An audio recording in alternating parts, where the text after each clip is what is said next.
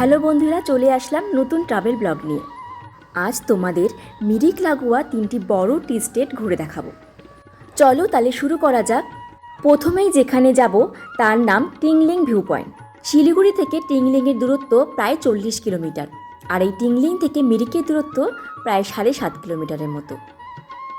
এমন সবুজ চা গাছের বিস্তৃতি দেখে আপনার চোখ জুড়িয়ে যাবে।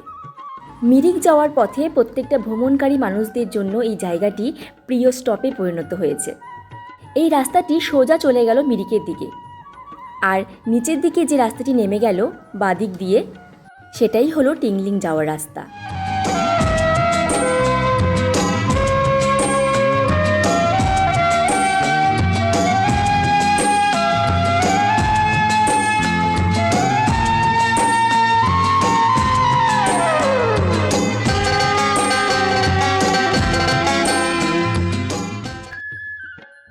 সারিবদ্ধ চা গাছের দৃশ্য, আকাশে মেঘেদের খেলা, পাহাড়ের তাজা বাতাস আর পাহাড়ি ল্যান্ডস্কেপ, এই সব কিছু যেন টিংলিং ভিউ পয়েন্টকে আরও আকর্ষণীয় করে তুলেছে।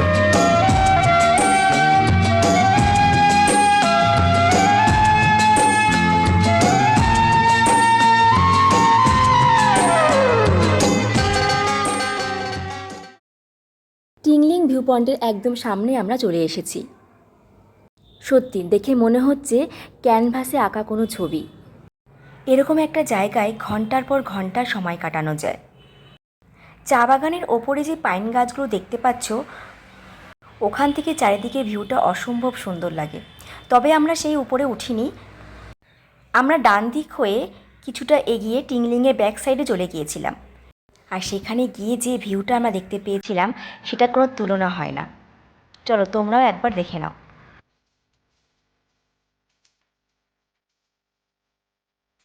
দেখো, ওই পাইন গাছগুলোকে দেখে মনে হচ্ছে না কিছুটা ঘোড়ার পিঠের লোমের মতো? এরপর টিংলিং থেকে বেরিয়ে সোজা চলে গেলাম আমরা মোমো খেতে। এই ঠান্ডায় পাহাড়ে গরম গরম মোমো খাওয়ার স্বাদই আলাদা। টিংলিং যাওয়ার রাস্তার শুরুতেই তোমরা এই মোমোর দোকানটা পেয়ে যাবে। এরপর এখান থেকে বেরিয়ে আমরা সোজা চলে গেলাম আরও একটি টি স্টেটে, যার নাম সৌরিনী টি স্টেট। টিংলিং থেকে সৌরিনীর দূরত্ব মাত্র 3.5 কিলোমিটার। এইটাও কিন্তু মিরিক যাওয়ার পথেই পড়বে।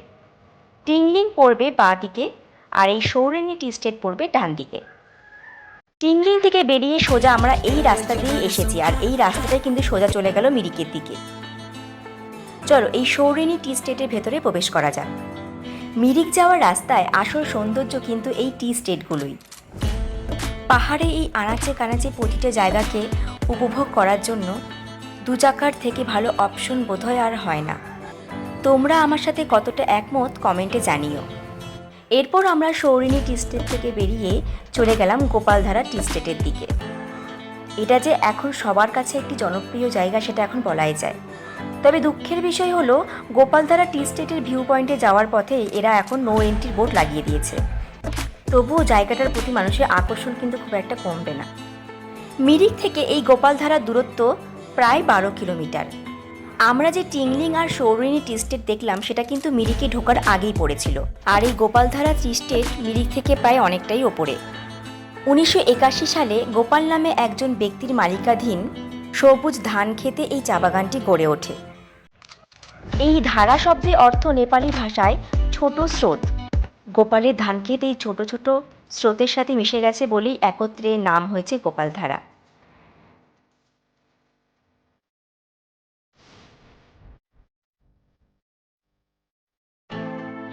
এই ছিল আজকে আমাদের মিরিক লাগোয়া 3টি বড় টি স্টেট। কেমন লাগলো আজকের ব্লগটা অবশ্যই আমাকে কমেন্টে জানাবে। ভালো লেগে থাকলে আমার পেজটাকে ফলো করে দিও। যারা ইউটিউব থেকে দেখছো তারা অবশ্যই সাবস্ক্রাইব করে দিও। দেখা হচ্ছে নেক্সট ব্লগে, ততক্ষণের জন্য টাটা।